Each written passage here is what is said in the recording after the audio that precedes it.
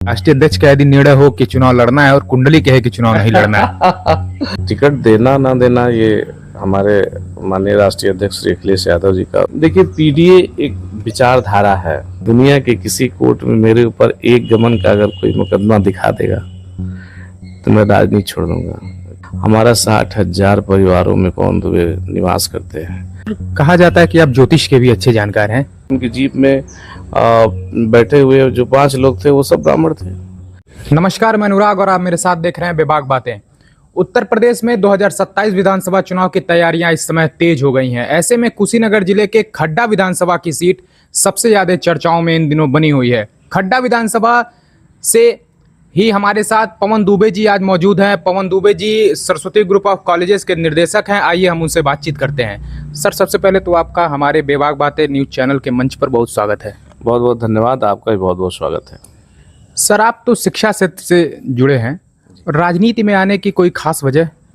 राजनीति सेवा का एक बड़ा कैनवस है और अभी तक हम लोग शिक्षा के माध्यम से सेवा दे रहे थे और शिक्षा से संबंधित तमाम सोशल सर्विसेज करते थे और अब उस दायरे को और हम लोग बड़ा करना चाहते हैं। इसलिए राजनीति वो माध्यम है जहाँ से हम सेवा का दायरा अपना और बड़ा कर सकते हैं। सर, खड्डा विधानसभा से 2027 का विधानसभा का चुनाव लड़ना आपका लगभग तय है?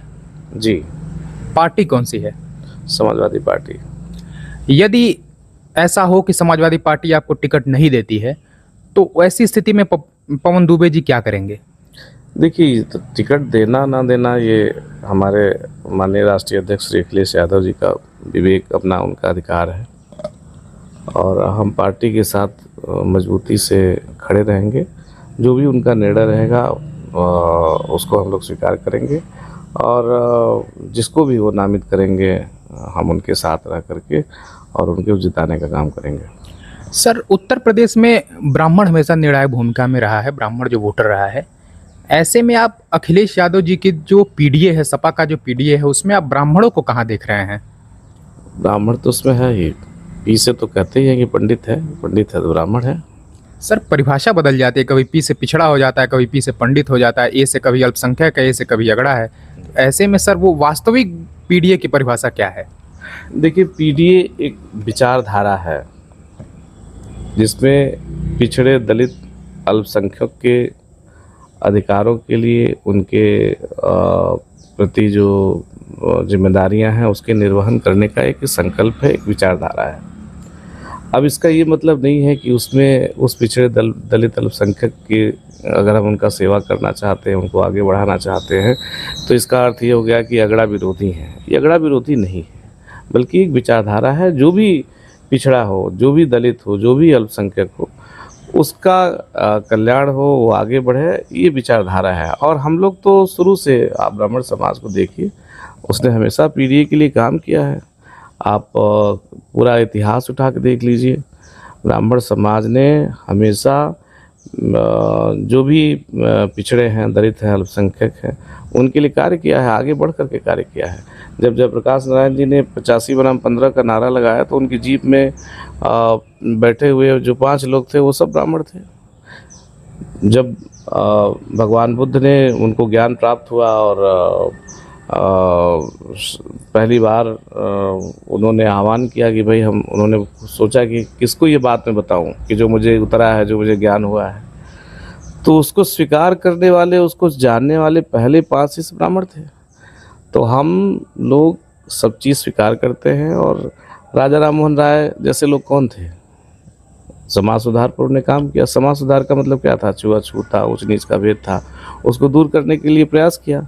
हमेशा जो ब्राह्मण समाज है, अगड़ा समाज है, वो काम करता रहा, आगे बढ़ कर के समाज में होने वाले परिवर्तन को स्वीकार किया है और उसको सुधार के लिए हमेशा प्रयास किया है। सर, जैसा कि आपने बताया कि ब्राह्मण समाज ने सबको लेकर के आगे बढ़ा है और इन्होंने सबको सम्मान दिया है, लेकिन जब ब्राह्मण सम्मान की बात होती है तो कहीं ना कहीं ब्राह्मण आज अपने आप को एक, चाहे वो कोई भी राजनीतिक दल हो, भाजपा हो, सपा हो, बसपा हो, कांग्रेस हो, कहीं ना कहीं उसको अपने आप को एक किनारे मानता रहता है।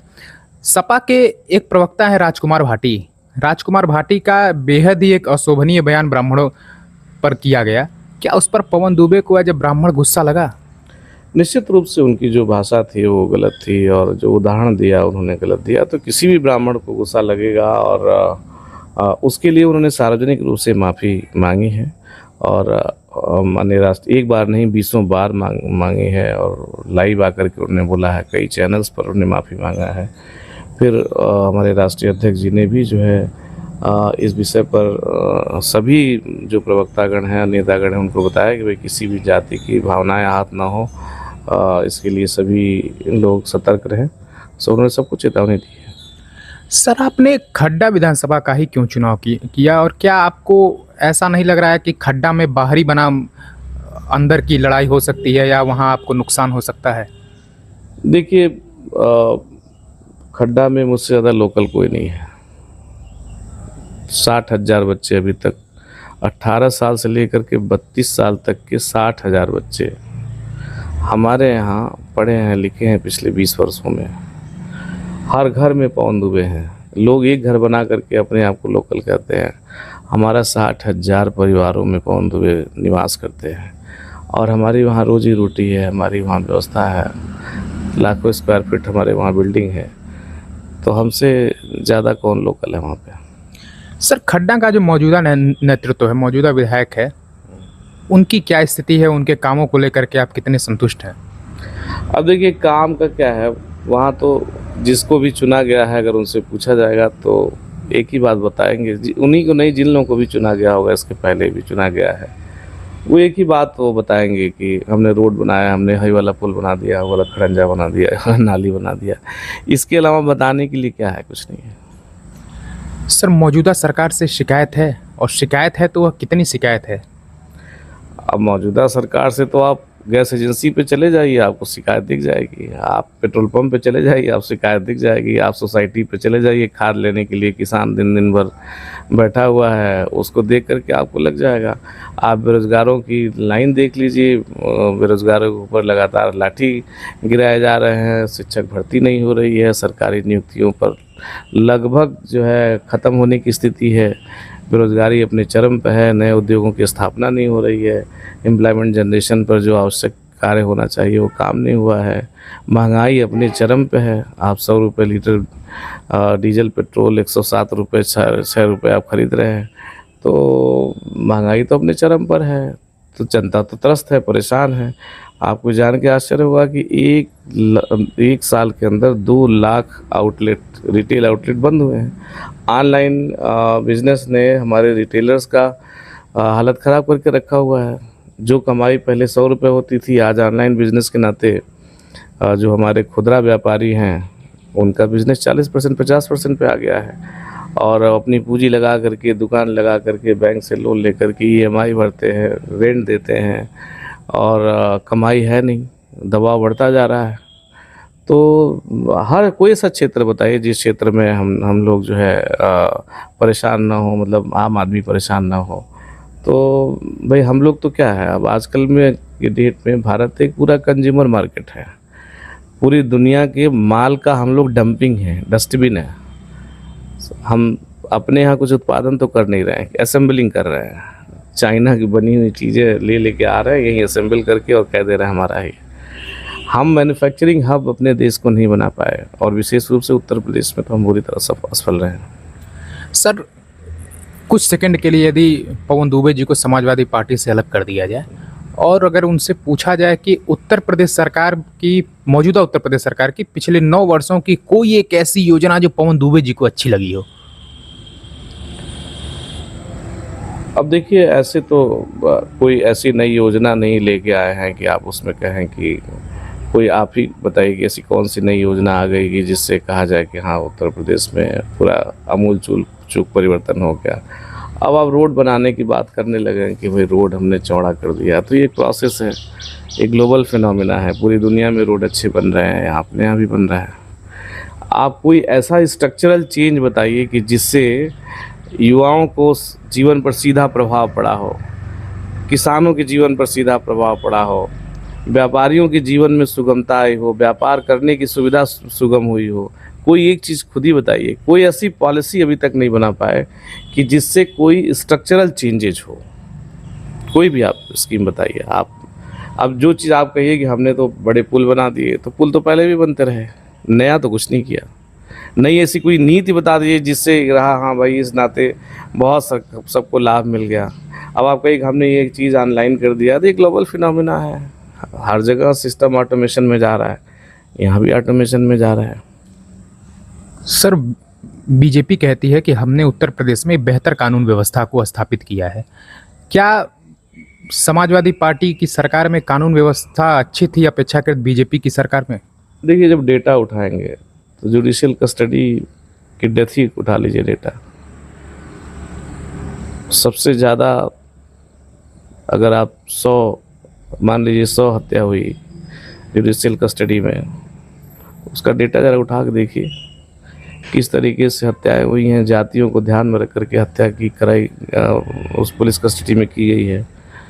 और कानून व्यवस्था एक नैरेटिव है, क्या हत्याएं कम हो गई, पहले से क्राइम रेट ज़्यादा है, चेक कर लीजिए। अब ये हमने एक नैरेटिव गढ़ दिया कि सुशासन है, तो सुशासन में क्या है? क्या हत्याएं रुक गई? हत्या तो रोज़ हो रही है, बलात्कार हो रहे हैं। तो आप इस चीज़ ये एक गढ़ने वाली बात है कि समाजवादी पार्टी में ज़्यादा था, आज भी अपने ही हैं गुंडे, आज भी हैं उस तरह के, एक ख़ास तरह के गुंडे रोज़ छापे जा रहे हैं, उनके बारे में कोई कार्रवाई नहीं हो रही है। सर, आपने डेटा की बात की, मैं देख रहा था कि एनसीआरबी की एक रिपोर्ट है कि उत्तर प्रदेश में पिछले 9 वर्षों में एक भी सांप्रदायिक दंगे नहीं हुए, बल्कि वही एनसीआरबी कहती है कि समाजवादी पार्टी की सरकार जब 2012 से 2017 में थी तो यह आंकड़ा तकरीबन 825 के करीब में था। क्या कहेंगे इस पर? सांप्रदायिक दंगे हर सरकारों में हुए हैं और इस सरकार में भी हुए हैं। अभी ये आप नहीं कह सकते कि सांप्रदायिक दंगे नहीं हुए हैं। हाँ, ये ज़रूर है कि जैसे जैसे सोसाइटी पढ़ रही है, लिख रही है, तो आपस में समरसता बढ़ रही है। और आप उसके पहले जाइए तो और दंगे का रिपोर्ट मिलेगा। आप 1990 से अभी तक का देखिए तो घटते क्रम में ही आपको मिलेगा। उसके पीछे सबसे बड़ा कारण है एजुकेशन। सोसाइटी में जैसे जैसे एजुकेशन बढ़ेगा, नया जो युवा है वो ग्लोबली कनेक्ट है, वो जाति धर्म पर बहुत ज़्यादा उसका दिमाग नहीं है, उसको अपने रोजी रोटी पर दिमाग है, अपने कैरियर पर फोकस है। तो ये एक प्रोसेस है और उस प्रोसेस का रिजल्ट है। सर, 1 जुलाई को अखिलेश यादव जी का जन्मदिन था। आपने रोजगार दिए लोगों को, वह रोजगार किन क्षेत्रों में आपने बांटे हैं और क्या वास्तव में उत्तर प्रदेश में बेरोजगारी अपने चरम स्थिति पर है, जैसा विपक्ष बार बार यह आरोप लगाता है? देखिए, विपक्ष आरोप क्या लगाएगा? सरकारी डेटा है कि अनएम्प्लॉयमेंट जो है वो बढ़ा है, बेरोजगारी बढ़ी है। ये विपक्ष के आरोप से नहीं है, ये सत्यता है, ये सभी हर घर को पता है, हर युवा को पता है। अब जो 1 तारीख को माननीय राष्ट्रीय अध्यक्ष जी के जन्मदिन पर हम लोग पिछले वर्ष भी कार्यक्रम किए थे जिसमें 126 युवाओं को रोजगार दिलाया था।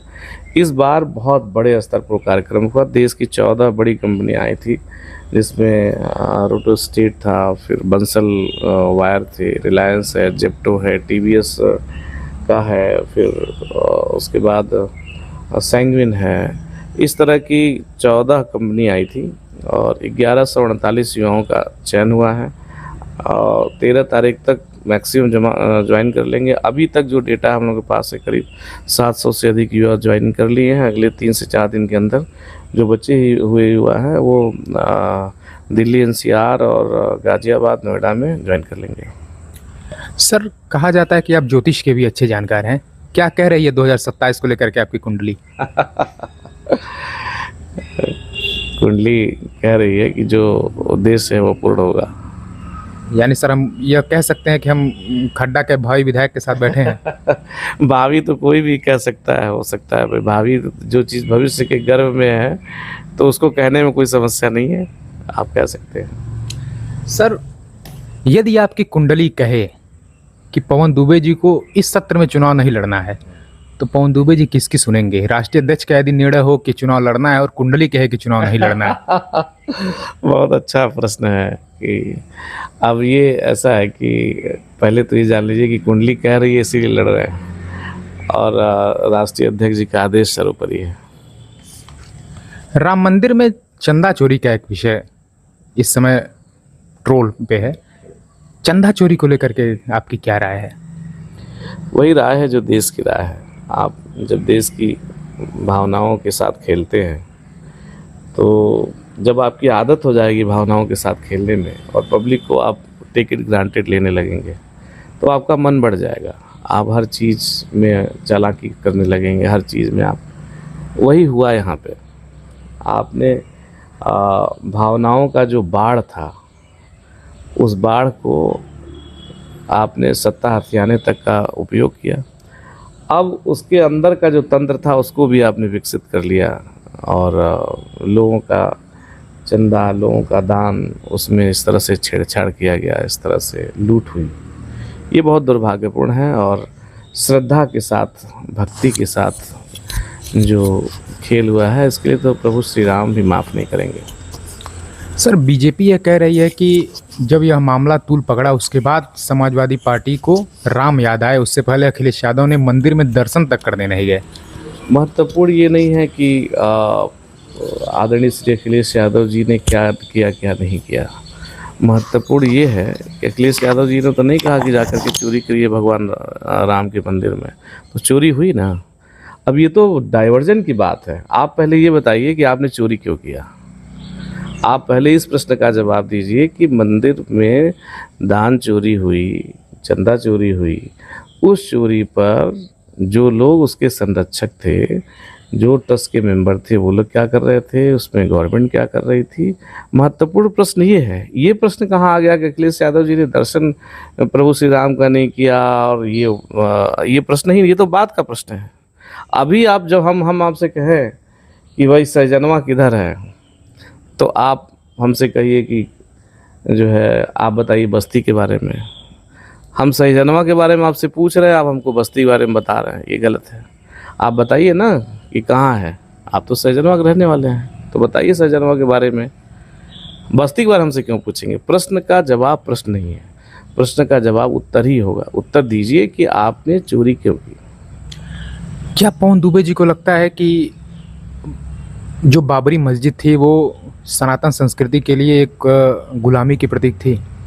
देखिए, इस विषय पर बिल्कुल स्पष्ट फैसला है कोर्ट का, और इसमें सुप्रीम कोर्ट का आदेश हुआ है, और बाबरी मस्जिद को वहाँ से हटाने, अन्य जगह व्यवस्थित करने पर ऑलरेडी ये सब चीज़ों पर डिस्कशन हो चुका है, और वहाँ प्रभु श्री राम के मंदिर बनने का निर्णय माननीय सर्वोच्च न्यायालय ने दिया है, और उस पर उसी के क्रम में मंदिर का निर्माण भी हुआ है। अब ये प्रश्न ही नहीं है। उत्तर प्रदेश की वर्तमान की जो कानून व्यवस्था है उस पर आपकी क्या राय है, क्या कहेंगे? कानून व्यवस्था जैसे पहले था वैसे आज भी है। कानून व्यवस्था, भाई हम किस चीज़ पर नैरेटिव गढ़ते हैं ये महत्वपूर्ण है। हम नैरेटिव पकड़ लें कि पहले 2017 के पहले औरतें शाम को घर से नहीं निकलती थी, ऐसा कभी आपने सुना है? लेकिन बोल रहे हैं कि 2017 के पहले तो लोग घर से नहीं निकलते थे। अरे क्या बात कर रहे हैं आप? ये अब आप बेस, भाई कोई चीज़ सुधर रही है उसका बेस कहाँ से लेंगे? जब आप ये बोलेंगे कि 2017 से पहले घर से औरतें निकल नहीं रही थी और अब निकलने लगी हैं, ये क्या डेटा है? तो कोई डेटा है नहीं। इस आधार पर आप थोड़ी कानून का, अपने ही बता रहे हैं कि 2017 से पहले, 2017 के पहले तो आपने बात नहीं कही कि औरतें नहीं निकल रही हैं। तब तो आप दूसरे नैरेटिव गढ़ रहे थे कि इस तरह की गुंडई है, उस तरह गुंडई है, गैंग वार है। उस समय का नैरेटिव दूसरा था। अभी क्या नैरेटिव गढ़ रहे हैं कि 2017 शाम में जो औरतें बाहर नहीं निकलती थी अब निकलने लगी हैं। कानून व्यवस्था का पैरामीटर इस आधार पर आप कर रहे हैं। खुद ही डेटा बैकग्राउंड में जाके डेटा बना रहे हैं और फिर उसी डेटा को अपने डेटा से कनेक्ट करके नैरेटिव सेट कर रहे हैं। उत्तर प्रदेश सरकार की एक नीति है बुलडोजर की नीति, जो यूपी गवर्नमेंट कहती है कि वो अपराधियों पर चला रही है। इस पर पवन दुबे जी कितना संतोषजनक है यूपी सरकार की बुलडोजर नीति से? देखिए, इस विषय पर कोर्ट ने बहुत बार कहा है कि ये गलत है। फैसला ये यह तो बुलडोजर एक प्रतीक है कि हम जो जुडिशियल प्रोसेस है उसमें हमारा बिलीफ नहीं है। हम इंस्टेंट रिजल्ट देना चाहते हैं, और उसका आधार कि भाई हमें अपने जुडिशियल सिस्टम पर भरोसा नहीं है, इसलिए हम घर गिरवा देंगे। कोई अपराध हुआ तो हम अपराध का जांच हो, उस पर फैसले आए न्यायालय का, उसके बाद कार्रवाई होनी चाहिए। ये हम नहीं कर रहे हैं, तो कोर्ट बार बार कह रही है, कोर्ट का ये निर्देश है कि बुलडोज, और इसमें बहुत बार सरकार को डांट पड़ी है। और वो भी बुलडोजर की जो कार्रवाई है वो भी चूज बेस्ड है, वो भी सेलेक्टिव मोड में है। बहुत सी ऐसी जगह पर है जहाँ कार्रवाई नहीं हो रही है, बुलडोजर नहीं चल रहे हैं। हम कह रहे हैं जो 8 लोग चंदा चोरी में पकड़ाए गए उनके ऊपर उनका बुलडोजर उनके ऊपर चलना चाहिए, उनके घरों पर सबसे पहले बुलडोजर लगाना चाहिए। सर, इस समय बीजेपी की सरकार है और देखा गया कि पिछले दिनों बड़ी संख्या में समाजवादी पार्टी के जो वर्तमान विधायक थे, जो उनके जो चुनाव चिन्ह पर जीते थे, उन्होंने भी सपा छोड़ करके बीजेपी का दामन थाम लिया।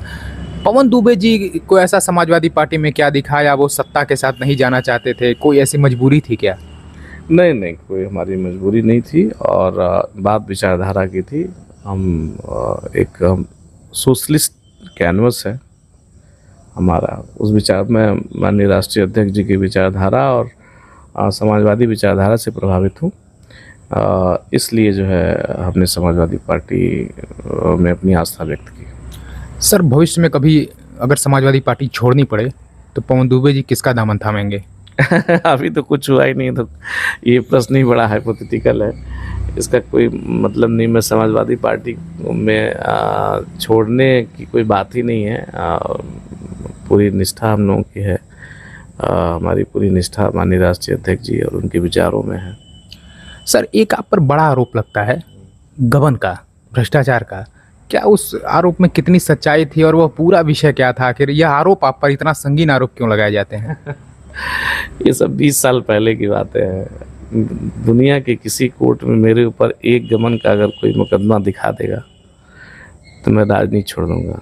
कोई मेरे ऊपर गमन का आरोप नहीं है। ये एक कुछ प्रोसीजरल लैप्सेस के थे, और उस पर बाइज्जत कोर्ट से हम बरी हैं, और उसमें कभी 1 रुपये के गमन की कोई बात नहीं है। सर, हमारा अंतिम सवाल है, राजनीति और ज्योतिष दोनों भविष्य की बात होती है, जनता का भविष्य तय कौन करता है? जनता का भविष्य स्वयं जनता तय करती है। वो कैसे चुनती है ये उसके ऊपर निर्भर करता है। अगर आपने सही चुनाव किया तो आपका भविष्य अच्छा हो गया, आपने गलत चुनाव किया तो आपका भविष्य खराब हो जाएगा।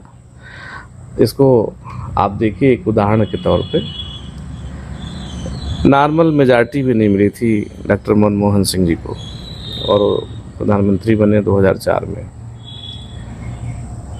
और देश कहाँ से कहाँ पहुँचा। 10 वर्षों में उन्होंने आम आदमी को मजबूत करने के लिए जो कुछ कर सकते थे वो किए। आम आदमी, गरीब आदमी की आय कैसे बढ़े, तो उन्होंने सबसे अच्छी योजना नरेगा लेके आए। नरेगा से क्या हुआ कि जो लेबर गांव में 50 रुपये पाते थे, शहर में उनकी 100 रुपये कीमत हुआ करती थी रोज़ की दिहाड़ी। जैसे ही गांव में 100 रुपये की गारंटी योजना उन्होंने लागू किया, शहरों में लेबर की कास्ट 300 रुपये हो गई। यानी जो 3000 के ब्रैकेट में था आदमी महीने के, वह आदमी 9000 रुपये कमाने लगा। अचानक से एक गवर्नमेंट के फैसले से 6000 रुपये आय बढ़ गई, और वो आय बढ़ी तो क्या हुआ, बाज़ारों में ख़रीदारी लेबरों की बढ़ने लगी। जो हमारा श्रमिक वर्ग है, जो मजदूर बंधु हैं हमारे, उन्होंने ख़रीदारी करना शुरू कर दिया, और उससे क्या हुआ, पूरी इकनॉमी घूमने लगी। तो आम आदमी के पॉकेट में, गरीब आदमी के पॉकेट में पैसा बढ़ाने का काम आदरणीय मनमोहन सिंह जी ने किया, पहला, जिससे आमदनी बढ़ी। दूसरा, उन्हें लगा कि शिक्षा महत्वपूर्ण है। आज से 25-30 साल पहले हर गांव में सोखा हुआ करते थे, ओझा हुआ करते थे। सोखा ओझा होते थे ना, झाड़ फूक करते थे, भूत प्रेत कथा। आप बताइए, आप इधर गांव में कहीं आपको सोखा कोई मिलता है? कोई नहीं मिलेगा। क्यों? क्योंकि शिक्षा बढ़ गई, शिक्षा का विस्तार हुआ तो मन का भूत खत्म हो गया।